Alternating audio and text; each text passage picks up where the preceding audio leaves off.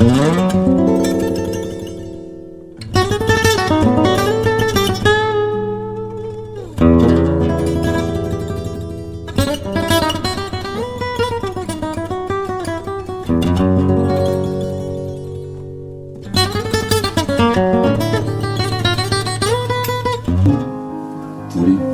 avec un monsieur qui nous rend visite pour la première fois, qui est arrivé de Belgique en 57. Roger Michael. Il a la retraite maintenant. Il joue au théâtre, à la télévision. Son rôle le plus célèbre était celui de Monsieur Popo à la TVA dans la série Épopée Rock.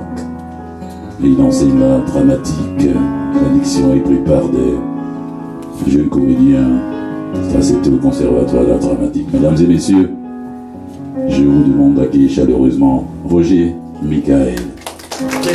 C'est la première fois que j'arrive ici, que j'ai été invité. Alors donc, ça me fait plaisir, vivement poésie. Voilà, j'en fais depuis des années, j'ai mon propre groupe, mais là, on m'a invité spécialement, je vais voir ce que ça va donner. Et vous avez bien organisé, quoi. Vous avez entendu certainement de ce que fait c'est-à-dire que c'est mon copain qui, lui, connaît l'endroit, puis il connaît l'animateur, et l'animateur lui a demandé si je pouvais venir avec lui. Voilà, alors donc, bon, c'est une invitation agréable, quoi. Donc, qu'est-ce que vous souhaitez à Fulgence? Qu'est-ce que je souhaite? À Fulgence, l'animateur. L'animateur, ben, je souhaite que ça marche de mieux en mieux, puis qu'il y ait plus de public. Qu'il y ait plus de public. Hein, c'est intéressant, ça a l'air d'avoir un public intéressant là, et puis varié, bon, c'est agréable quand même, puis on se trouve dans un beau centre de la ville, ok, à la Plaza Saint-Hubert, bon, parfait ça. Quant à l'avenir de la poésie, comment vous le voyez? Mais là c'est un petit peu difficile, hein, parce que l'avenir de la poésie ici au Québec, il y a encore beaucoup de travail à faire. La poésie c'est le parent pauvre de la culture. Okay, c'est vraiment le parent pauvre. On devrait enseigner la littérature à l'école, et là, à ce moment-là, les gens apprendraient à connaître la poésie. Donc, ça devrait commencer au primaire, par les fables de La Fontaine, etc., et tout ça, et petit à petit faire connaître la poésie aux élèves du primaire, de secondaire, et finalement à l'université et partout ailleurs. Je trouve qu'il en fait beaucoup à Montréal, mais ce n'est pas publicisé. Disons que ça n'est pas publicisé. Très peu de gens sont au courant de ça parce qu'ils ne connaissent pas. Ils ont évidemment des préjugés. Les gens s'imaginent que la poésie, ça s'adresse uniquement aux intellectuels. Alors qu'il y a de très très très beaux textes qui peuvent s'adresser à n'importe qui. Il suffit de comprendre ce qu'on dit. Et il y a des auteurs québécois extraordinaires. Je vais en lire tantôt. Des auteurs québécois, et la plupart des Québécois ne connaissent pas leurs auteurs. C'est ça que je trouve dommage. C'est ça que... Alors, le premier texte s'intitule « Fruit de notre imagination », qui a été écrit par un auteur québécois, un de mes amis, que vous allez connaître tantôt. Par un soir de pleine lune, Fortuna, la reine des agrumes, décida de former un syndicat des oranges. Nous en avons plein la plure d'être exploités la sorte. Le temps est venu de nous affirmer. Il nous faut poser un zeste. Toutes ses consoeurs l'applaudirent avec chaleur, et les mandarines, devenues par curiosité, furent emballées. Et elles allèrent, mandarines et oranges, de Floride en Californie et jusqu'au Maroc, proclamer leur autonomie. Ralliant au passage les clémentines, et poussant même la folie jusqu'à protester contre les vendanges. Les raisins informés, ne voulant plus sceller leur cep, eurent un regard de peuple et jetèrent les viticulteurs au vidange. Amateurs de Beaujolais nouveau, si vous croyez vous rincer le dallo, même les citrons n'acceptèrent plus l'esclavage. Non, mesdames et messieurs, qu'on se le dise, nous ne parfumerons plus vos lessives. C'est ainsi que, grâce à l'initiative des agrumes, s'opéra la libération des fruits. De la Havane s'élevèrent les protestations de ces jaunes entités qui ont pour nom bananes. Les coques ne se laissèrent plus cueillir et devinrent de plus en plus rondes. Les poires s'instruisirent et devinrent de plus en plus fines. Les pêches se libérèrent des péchés et se mirent à prêcher avec un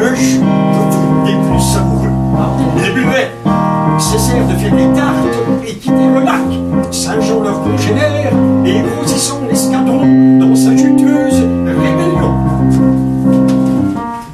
Chez les marchands de fruits, ce fut rien de moins qu'à la bagaille, et ceux-ci se retrouvèrent le cul sur la bagaille. Sur la papaye, pardon. Et pas question que les avocats vinssent les défendre, c'était un comble, car ce sont des fruits et non des légumes, contrairement aux croyances et aux complots. En somme, l'essentiel et légumes en plan, les fruits ayant formé leur rang, combattirent leurs exploiteurs et conquirent la terre par la force plutôt que la saveur. C'est pourquoi les humains, avec résignation, entendirent raison et brisèrent les chaînes de ceux qu'ils consommaient à perdre haleine, et qu'au lieu d'être des produits de consommation, les fruits sont devenus ceux de notre imagination.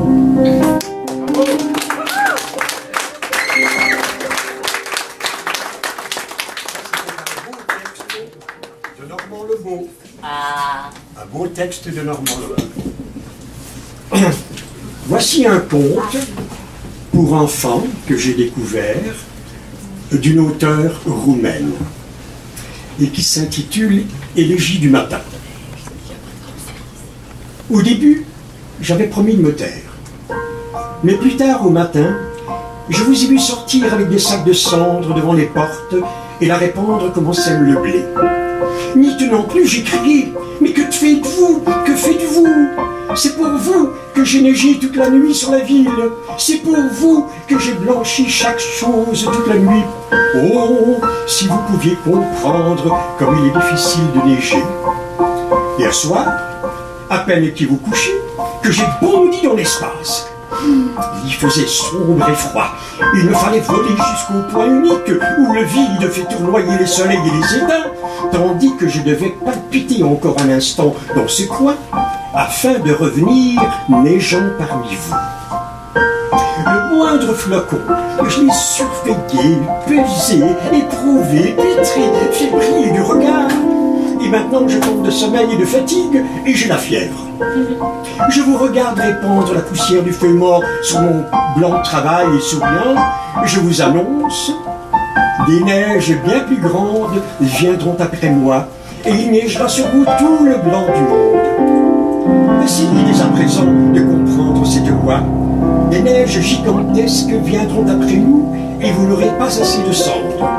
Et même les tout petits enfants apprendront à neiger et le blanc recouvrira vos piètres tentatives à les nier et la terre entrera dans le tourbillon des étoiles comme un astre brûlant de neige.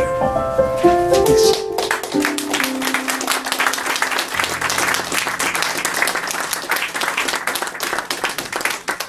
Merci Roger. On va continuer avec quelqu'un qui était venu ici une fois avec son bloc de poèmes sous la mer. Je l'ai rencontré à l'entrée du Gainsbourg. Il dit bon ben c'est ici les soirées. Il me demande c'est ici les soirées de poésie aujourd'hui. J'ai dit oui. Il dit bon ben je viens pour lire. J'ai dit non, on vient pas lire comme ça. Vous n'êtes pas invité. Il se reconnaît, c'est lui qui passe tout de suite. Jacques Léger, merci Jacques, merci d'être là.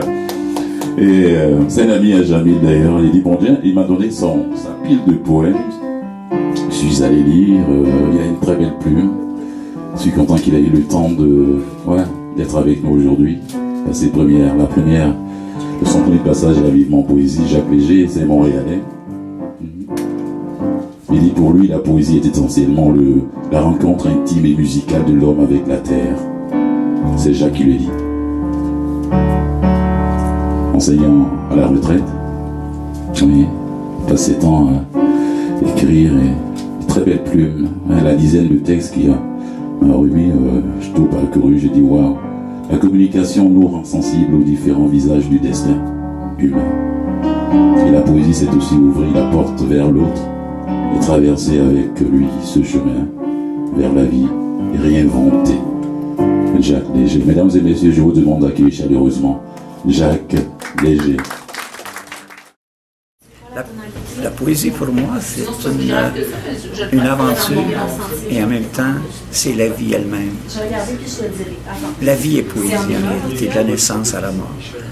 Les gens n'en sont pas nécessairement conscients, mais l'imagination bouge tout le temps.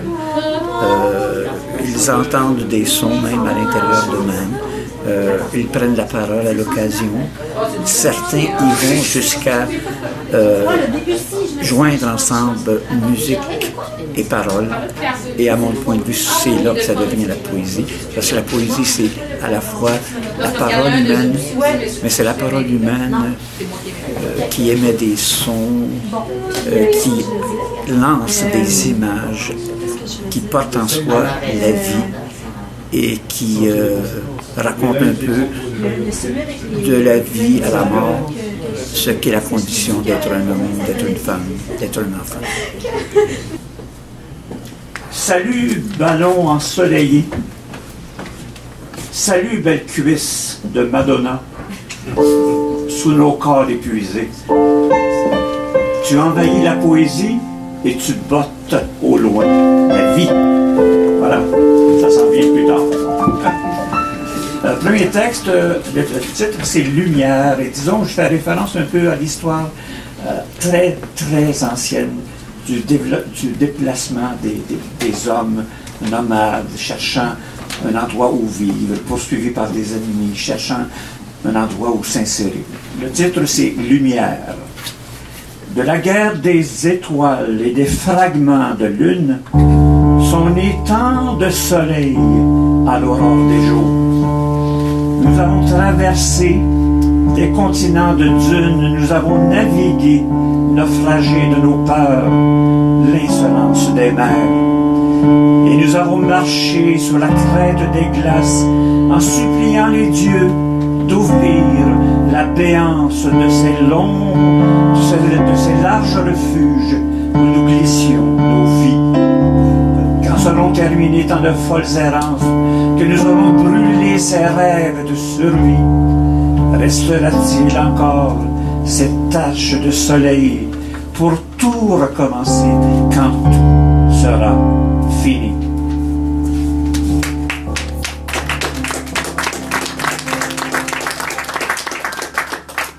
On aime tous bien l'hiver, et c'est un peu notre pays, mais la complainte hivernale est parfois nécessaire. Ossature d'arbres dépouillés sous les vents tourmentés du temps passé, à jamais remuser la musique des mots amis. Que puis-je dire à mes amis quand revient le temps des nuits et ce détournement des promesses de vie? Quand nous reverrons-nous à l'aurore des fleurs, dessinant, issus du long silence d'une attente insensée? Quand la blanche froidure dessinant nos blessures et perçant nos armures sera-t-elle essoufflée? Peut-être sourirons-nous au soleil des jours, oubliant ses absences, éclairant nos amours. Il n'est jamais fini le chemin d'espérance, jamais ne disparaît ce pas dans le silence de nos attentes. Et le printemps revient toujours. Et quand il revient, on voudrait le retenir, parce qu'enfin c'est la joie d'une façon. À petite lampée printanière, je m'étonne à vouloir retenir les jours, à vouloir les calmer dans leur excitation et leur exubérance, m'attrister d'une joie en cavale. Trop vite et déjà trop loin pour moi. Bourgeons éclatés, arbres en demande jusqu'à plus soif, au creux des racines ramifiées sous les soleils de nuit, vers l'enfance des feuilles en appel de croissance.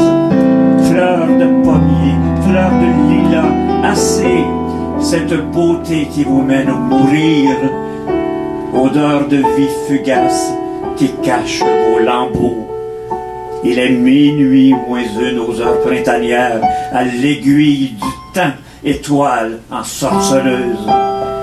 N'essayez plus de naître si vous risquez la mort. L'incendie de vos rêves encerclera la terre et le vert des feuilles, dans un délire fou, annoncera déjà l'automne de vos jours. Si je reste figé en ce mi-mai fleuri, et vous vous en allez au lendemain pressé, veuillez vous souvenir que j'avais refusé cette maturité où meurt le désir.